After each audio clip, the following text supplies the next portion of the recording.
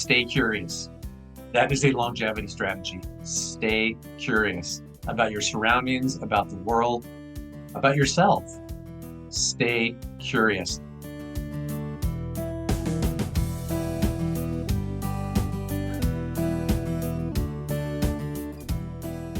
At Home with Growing Older is a nonprofit organization which believes in peer learning and creating discussions which bring the lens of aging to a variety of topics. At Home with Growing Older is proud to be your host of At Home on Air, a radio hour offering connection, community, and knowledge to our participants remotely. Now, we invite you to listen and learn from this live recorded episode of At Home on Air.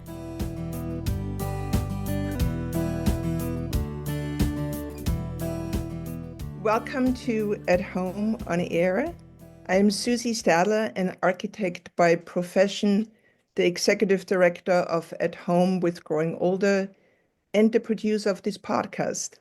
In our interviews, we explore the meaning of being at home with growing older from two angles: how we can adapt our living environments, including our cities, to better support us as we age, and how we can continue to cultivate a sense of belonging within our communities and ourselves. These explorations are made possible through the insights of inspiring guests from the arts, architecture, medicine, social services, and beyond, and through comments and questions from you, our listeners. So thank you for being here. In this fourth episode in our interview series with changemakers, people who have made and still make a difference in our lives by telling untold stories, thinking differently, and most of all, caring deeply for the well-being of others, we welcome Patrick Roden. Patrick, thanks so much for being here. Susie, thank you so much for inviting me. I am honored. Patrick is a natural change maker. He has been caring for others as a nurse since 1985, so it's 40 years. It's a long time. He has been offering resources for people who want or need to age in place for many years. And last but not least, since he is a divergent thinker, and we'll talk more about this later, he did a Ph.D. in gerontology and interviewed older artists and creatives to document the remarkable physical, cognitive, and emotional benefits of a sustained creative practice throughout life. Patrick, it is great to talk with a divergent thinker. Thanks for being here, sharing stories and your research about the creativity effect in healthy aging. We are all curious, how did this all start, and what's your philosophy of aging? Well, Susie, I'm a lifetime creative myself, and my mother was probably the most creative person I'd ever met. And in the course of my nursing and in my life in general, I just noticed that older artists seem to age differently than the population in general. I wanted to find out why, and so I made it a formal study. I wanted to look at how older artists, lifetime artists, handled their age-related losses through their creative process. And I met some fascinating people that we have talked about.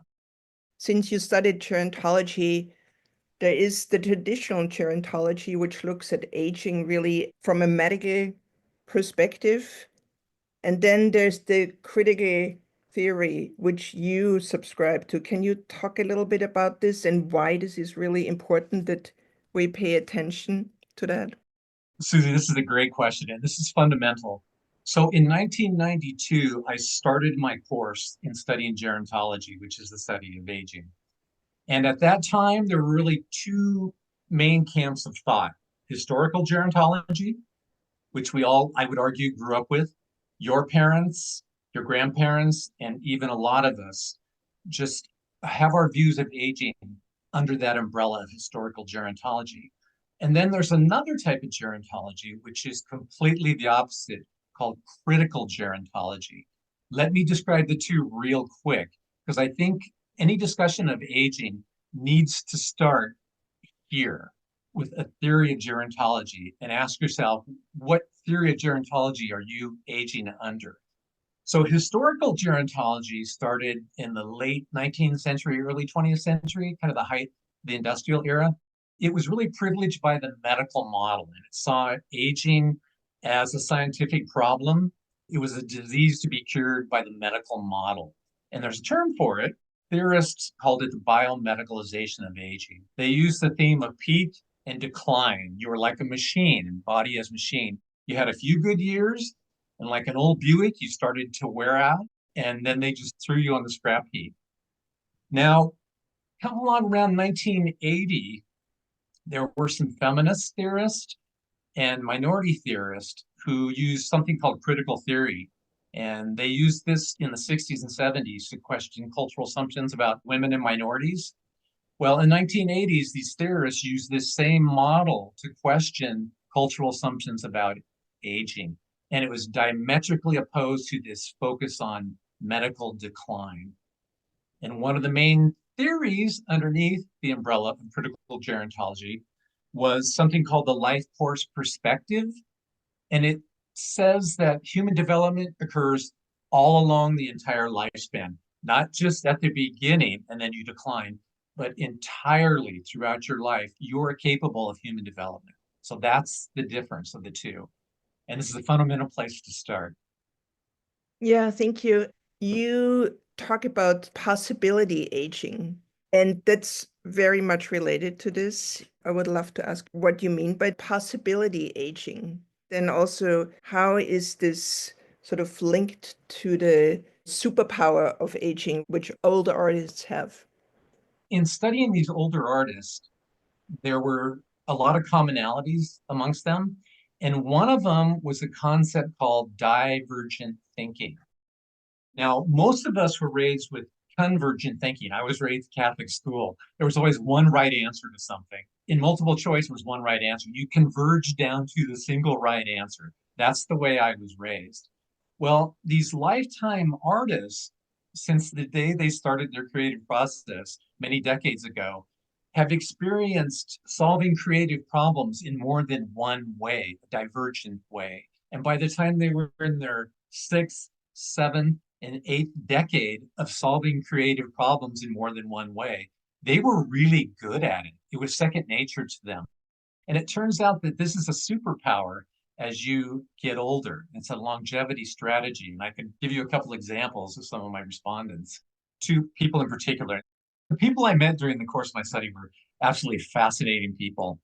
The first one was an 80-year-old artist.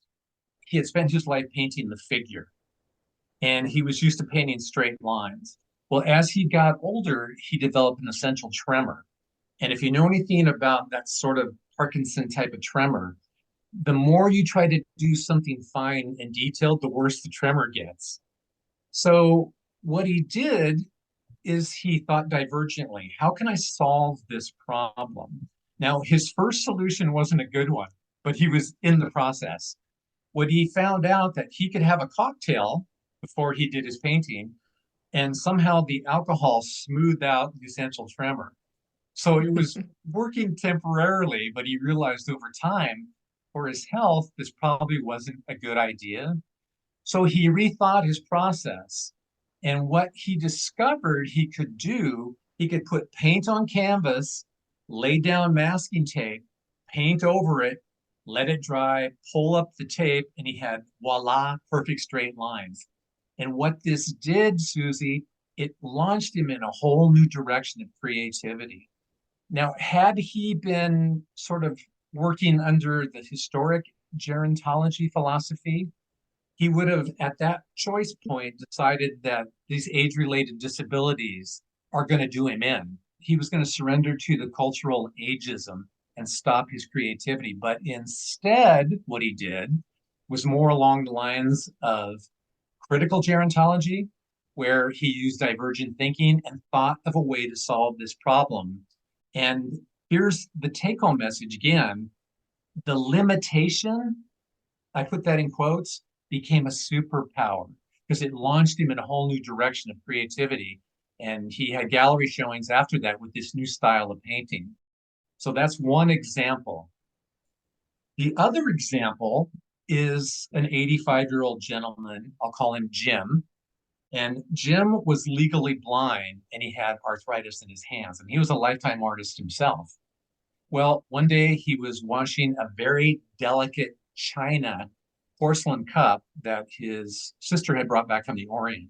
And this was a meaningful object to him. And it was something that he absolutely loved and cherished. And one day he was washing it and his hands were soapy and wet, and he dropped it in the sink and it just shattered into dozens of pieces.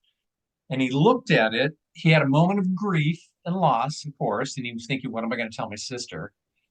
But then he went into this divergent thinking mode. He fished out all the pieces, set them on a table, and took a couple days to think about this. And what he ended up doing was taking those pieces and incorporating them into a mosaic. And it's a beautiful mosaic with pale yellow tiles.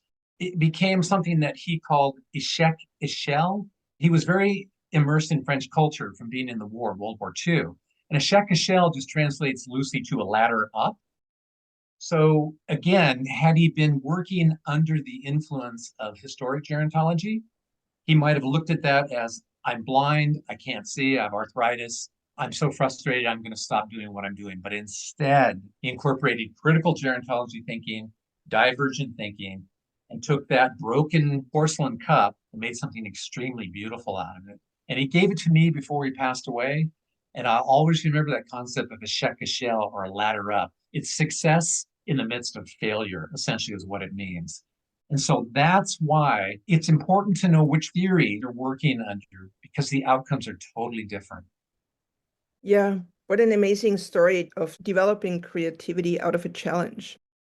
I'm curious, though, I would imagine that these respondents didn't know about historical gerontology, but they did this because they were both artists, no? Oh, you've just nailed it. Good for you. That's the visceral question. So if somebody's listening to this, they'll go, well, what if I'm not an artist? What if I'm not a lifetime creative? The benefit is that you now know these two camps of gerontology. Which one are you working under? There's a line that says your biography becomes your biology. Essentially, how you live determines how you're going to age. And how you live and how you age is very much determined by your philosophy of aging. None of those artists knew the academic gerontology terms for historic versus critical gerontology.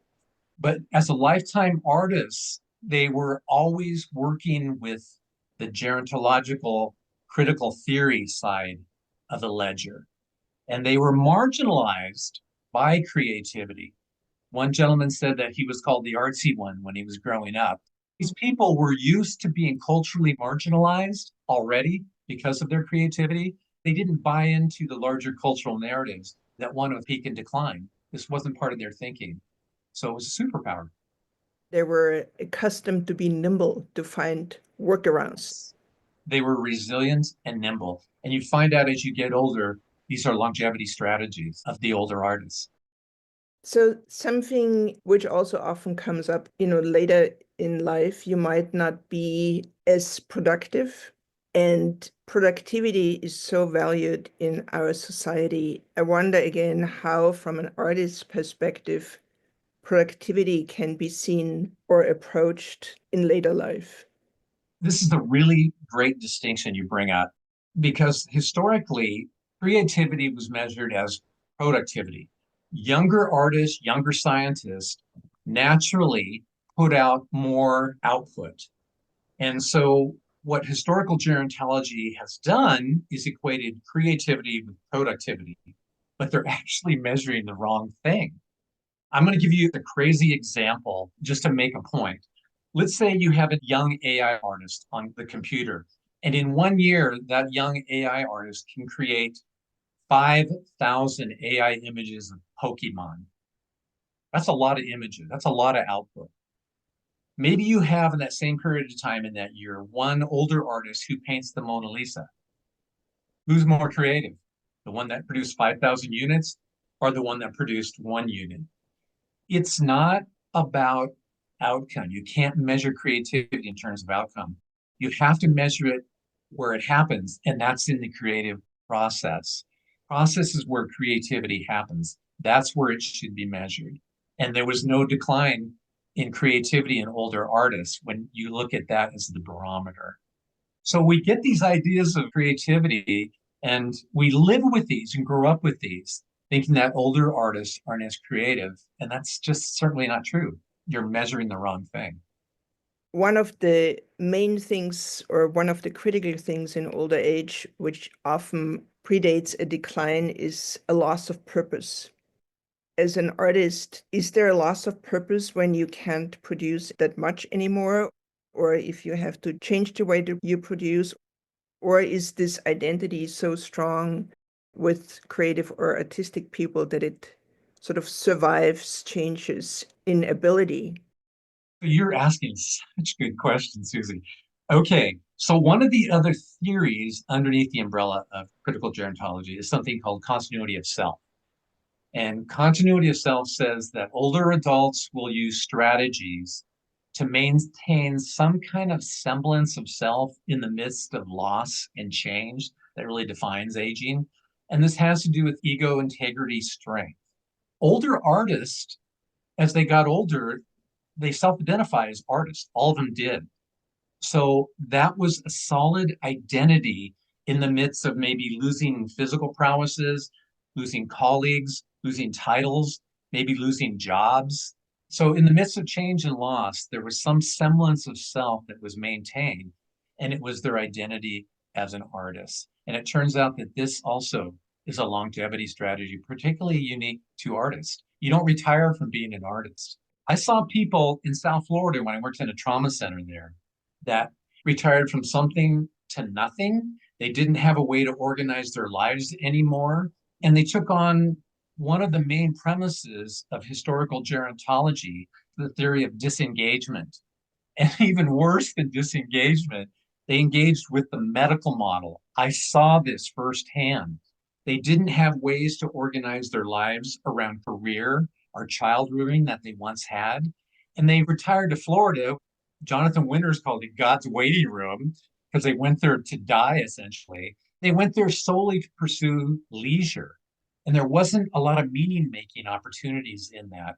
And so what they did, they got real involved in what I called sick careers. They got real busy going to the doctor on Tuesday, picking up their medications on Wednesday, going to the physical therapist on Friday. And that's how they derived their meaning out of these sick careers. And I heard people in the lobby, they were just so involved with their ego and their disease decline process because they were working under historical gerontology philosophy, essentially, that they got into competitive complaining. You got it so bad. I should have it so bad. And they took it like to Olympic heights. And this is the way that they were spending their so-called golden years. It wasn't a real positive way to age. The sick career is a really odd sort of way to find a purpose.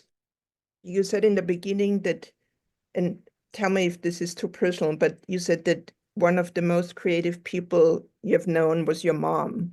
I'm curious how this manifested, in her aging process, her creative practice, and I assume divergent thinking.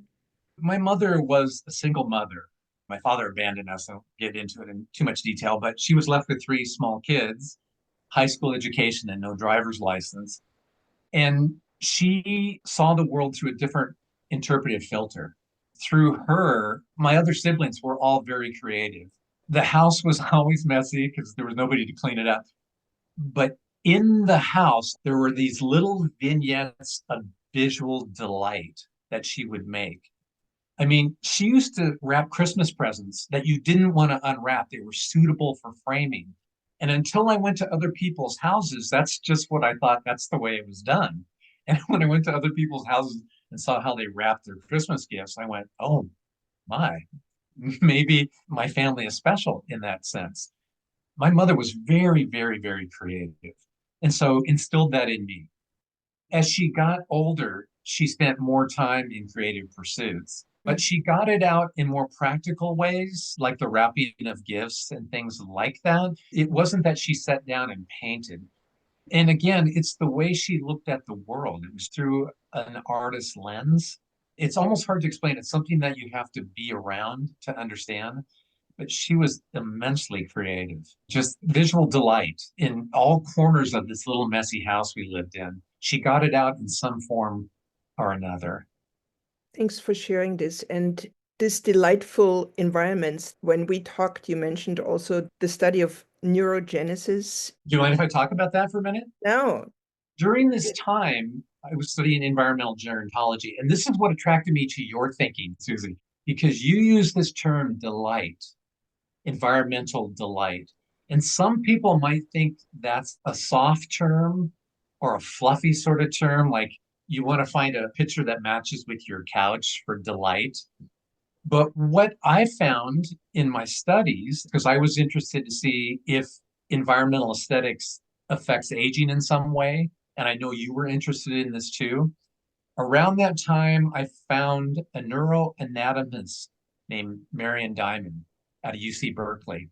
And in the 1960s, she was bucking the trend of historical gerontology because historical gerontology taught us that we were born with a certain number of brain cells, like 100 billion brain cells and 10 trillion dendritic connections between those brain cells. And you were never going to get another one the rest of your life. It was only going to get smaller in number. Granted, that's a large number, but some of us don't have enough to spare. So this was bad news. Well, what she did was shown through her rat studies, and this is hard, rigorous science. I'll make it real quick. She had two groups of rats, one in non-stimulating environments. All the other factors were controlled. Another group of rats that were in stimulating environments, visual delight, wheels to play with, other rats to interact with, mirrors down the wall, and they changed out the environment frequently. So it's called environmental novelty and complexity. And we know from the MacArthur Foundation, 85% of people who live past the age of 65 have two things in common, whether they smoked or not, and the degree of complexity and novelty in their daily behavior.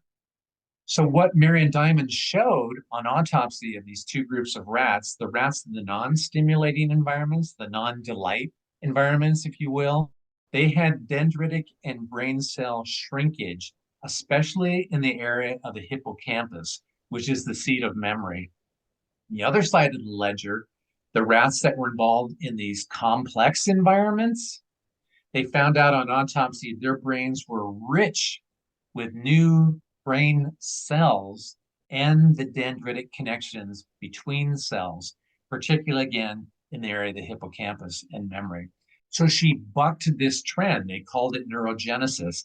And since then, with technology, we've been able to translate this information over to human beings. For humans, it's the same thing.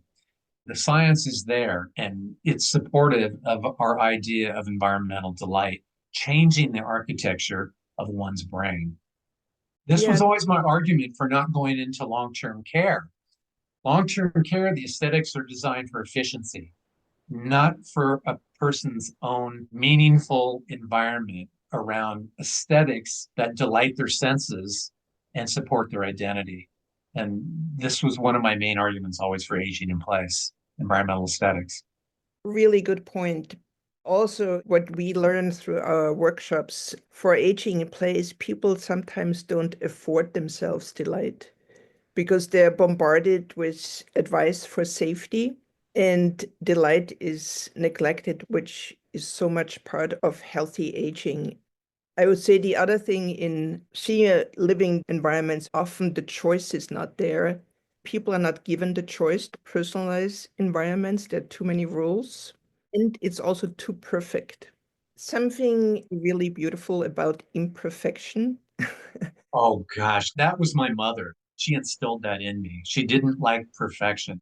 She loved asymmetry. And that was the other thing in Jim, the blind artist. There wasn't a straight line in his house. All of them were rounded off and edged smooth. There was a theme in his life, and it meant something to me. There were no hard edges.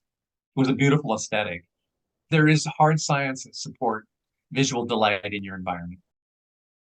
Your research, you interviewed people who had lifelong practices as artists. Many of us do not. Yep.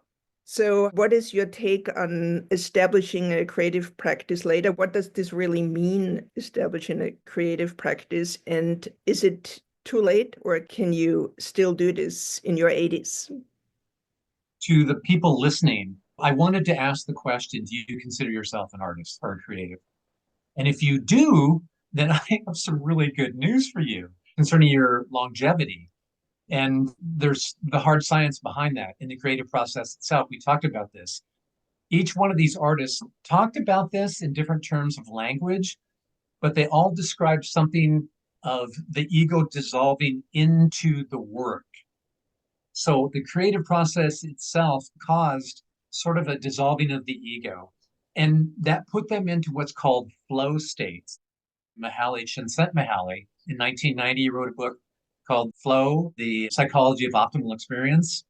They found that when people are in these flow states, they are surging their bodies with positive chemistry, norepinephrine, dopamine, serotonin, all these positive chemicals are surging through their bodies while they are in these flow states. And these artists had an opportunity almost daily to experience these flow states and dissolving of the ego. Older people, for the most part, don't have that opportunity, but yet these older artists were experiencing it almost daily and certainly weekly. The other benefit to this, longevity wise, studies show that how you feel about your own aging process, whether you see it as a time of growth, wisdom, and purpose, on average, you will live 7.5 years longer versus somebody who's working again under historic gerontology that sees it as a time of decline. They don't have that longevity benefit. So the creative process, getting into flow states, changing your body chemistry through these, and dissolving of the ego actually manifests as physiological benefits towards longevity. So there's reasons to take on a creative practice, and you can do it at any age. That's the good news. So creative practice and complexity in your environment could also be as simple as, trying a new restaurant every now and then, or turning left instead of right when you go out of your house.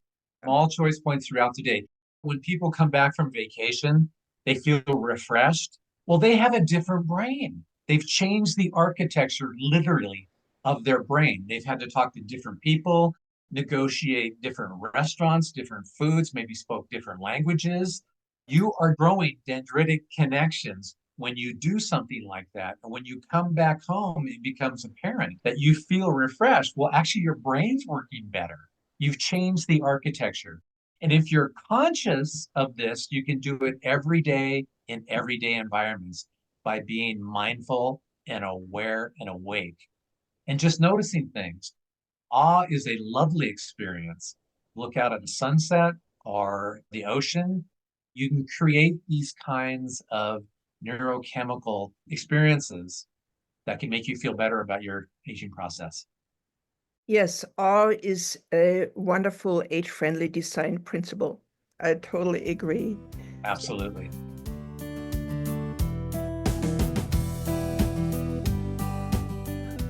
You are listening to At Home on Air. We are now switching to questions by participating audience members in this recorded live episode. If you want a chance to ask your question, visit us at athomewithgrowingolder.org and register for the next live episode.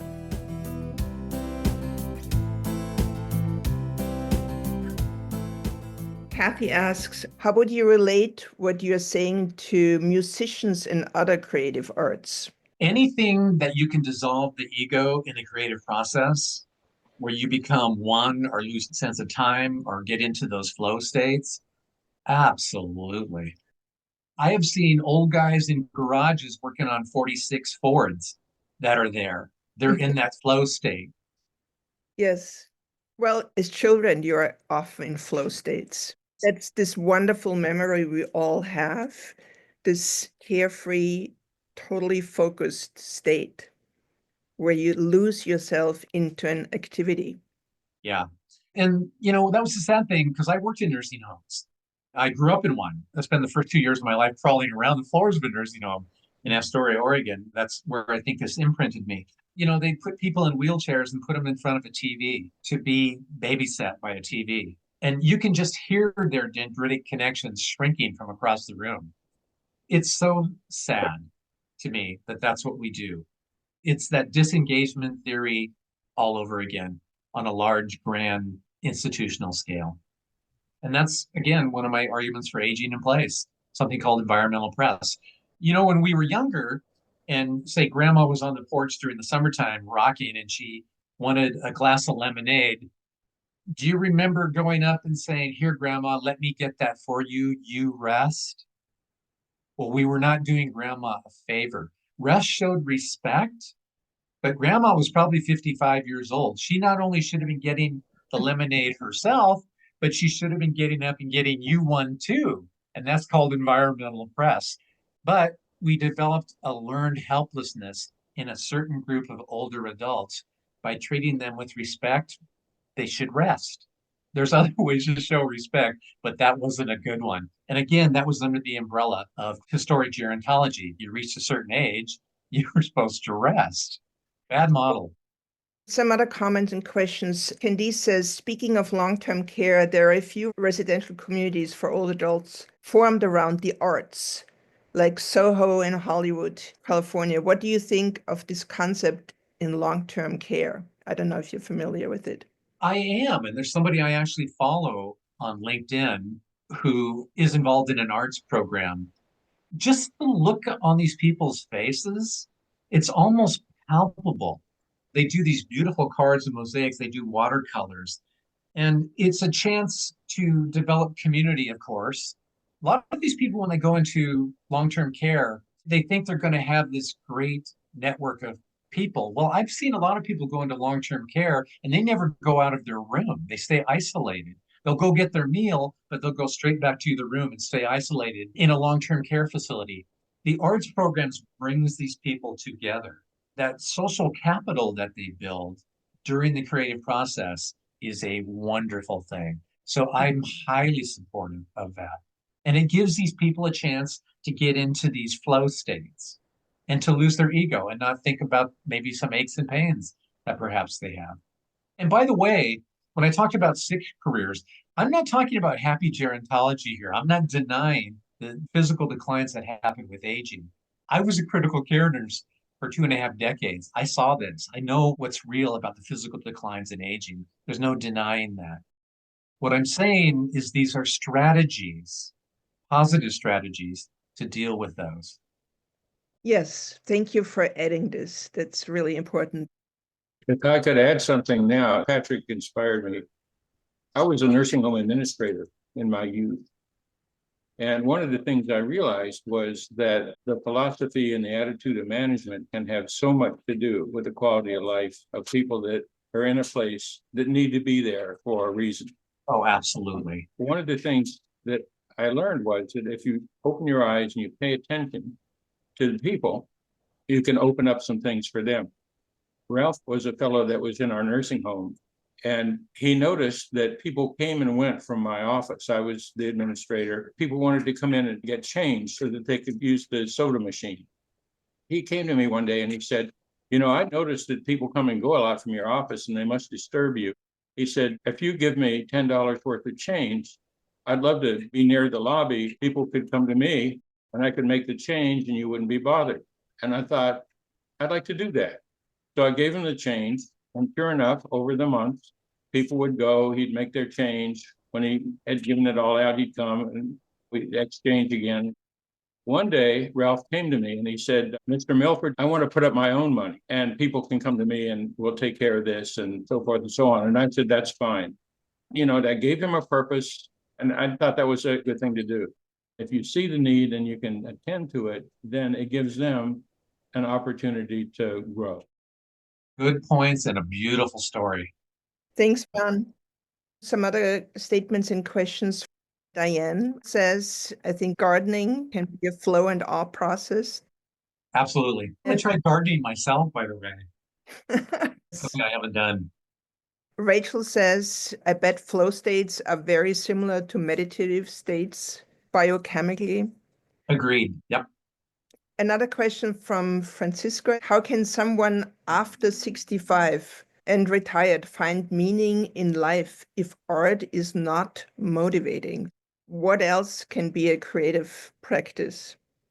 This is a very, very, very good question and an easy one to answer. Volunteer, service to others. You know what I would like to do?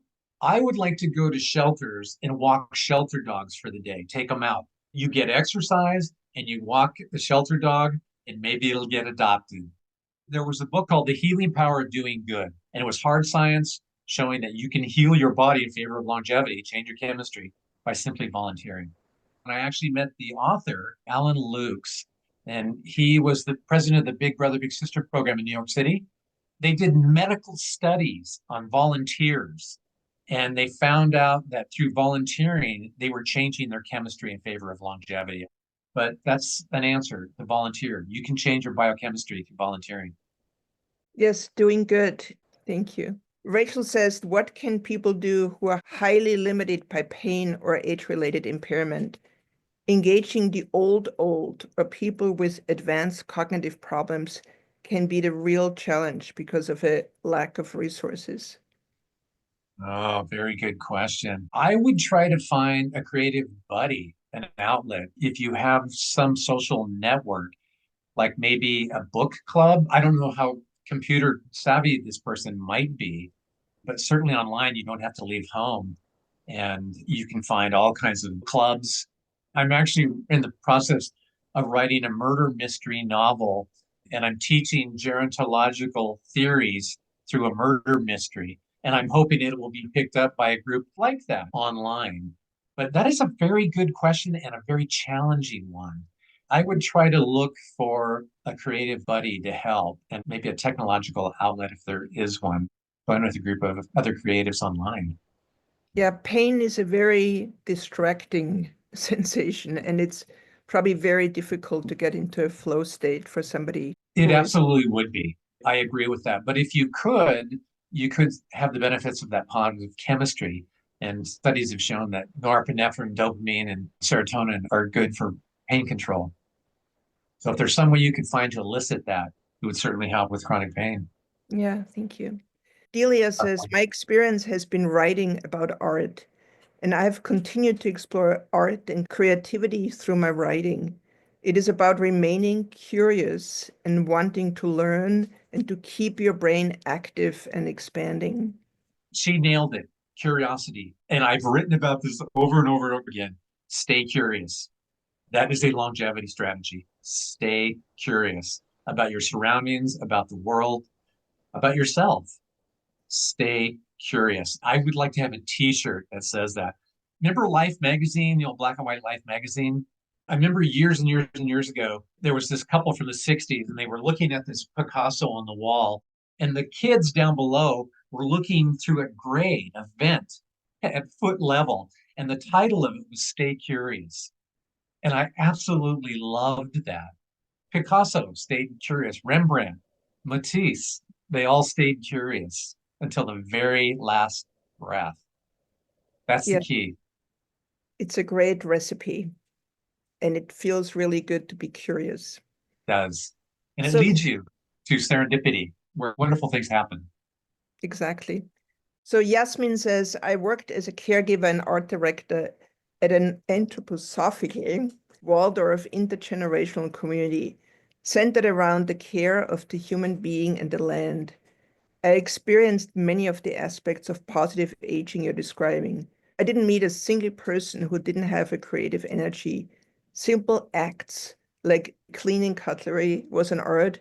Weeding and vacuuming could be artistic. I think what Yasmin is describing is mindfulness. It sounds like mindfulness. It's interesting because that's what these creatives across the board, they had cultivated mindfulness. They did things intentionally. And remember we talked about this before? Another benefit to this was something called future tense. And when I went to interview these people, it was usually in their studios.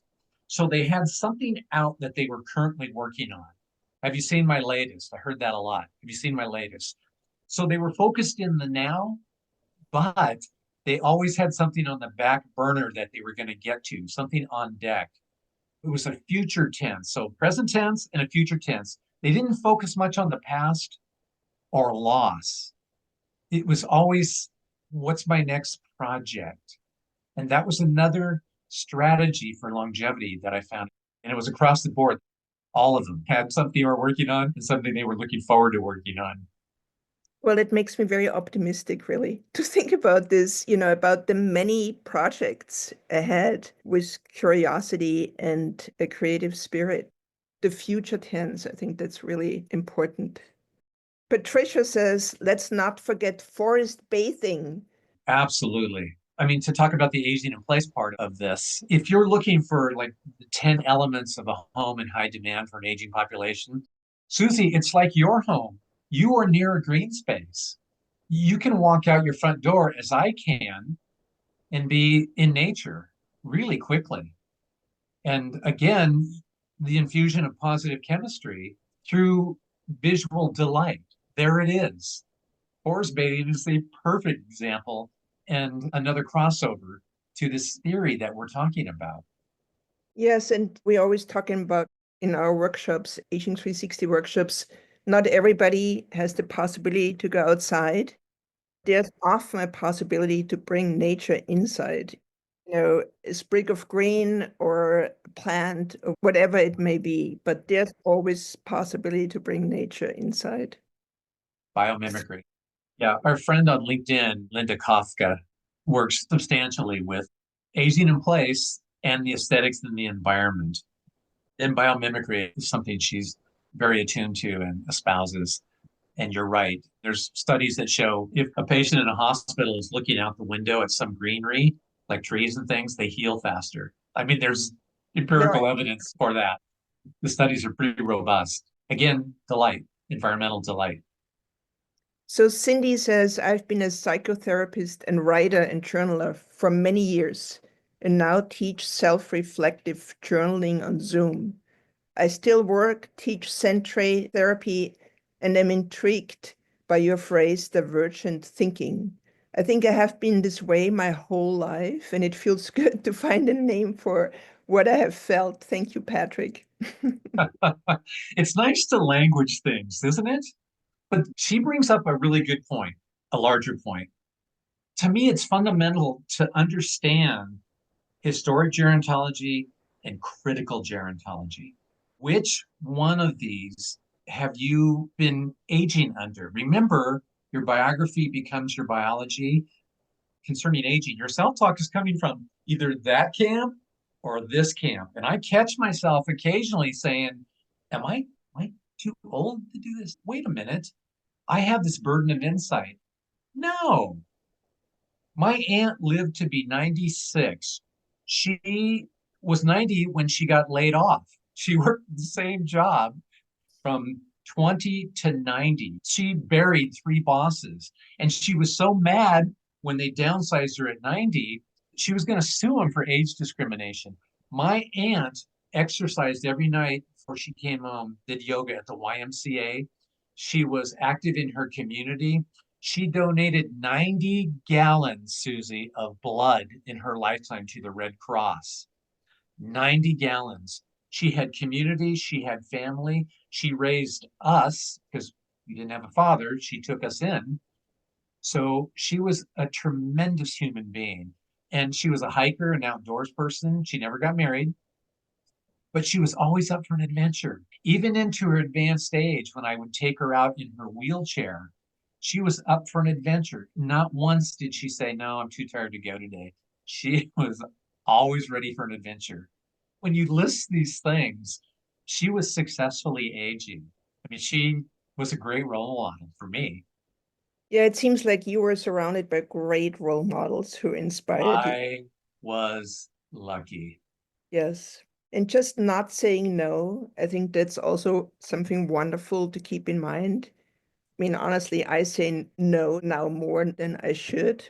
And it's just a good reminder that you should say yes, because you never know. Do you remember Bill Thomas, Dr. Bill Thomas, the geriatrician, the eating alternative? Yes. I want the people listening here to go on YouTube and look up Bill Thomas and upside risk. Bill talked about something called upside risk versus downside risk when you talk about seniors and particularly aging in place. He said, when you talk about seniors living alone, the first thing that people think about is, oh no, that's risky. Oh no, they shouldn't do that. You tend to think first of downside risk. That's historical gerontology. He said, when you think about risk, the definition of it is just an outcome that's other than expected. It doesn't have to always be a downside.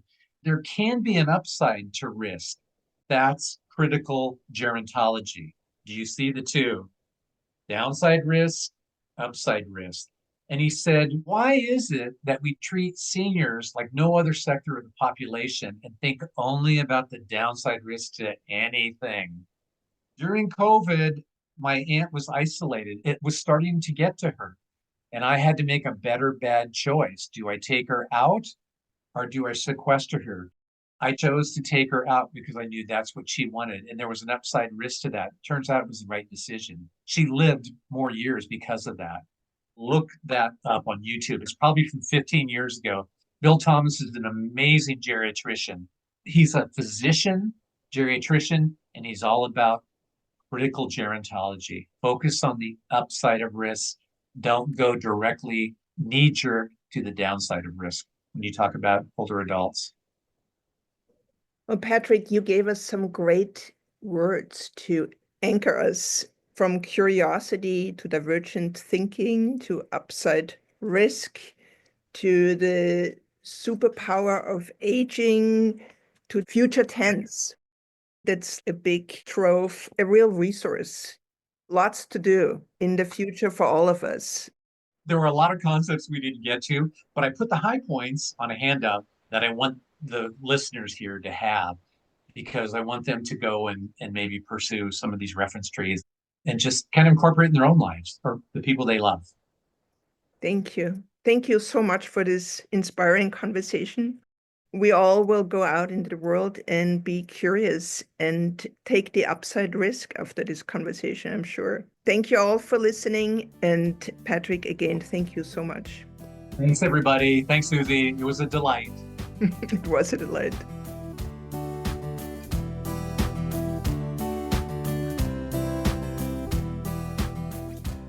This episode of At Home on Air was produced by the At Home with Growing Older team. We could not host these conversations without the generosity of our marvelous and passionate guests and hosts. Thank you for sharing your personal and professional insights.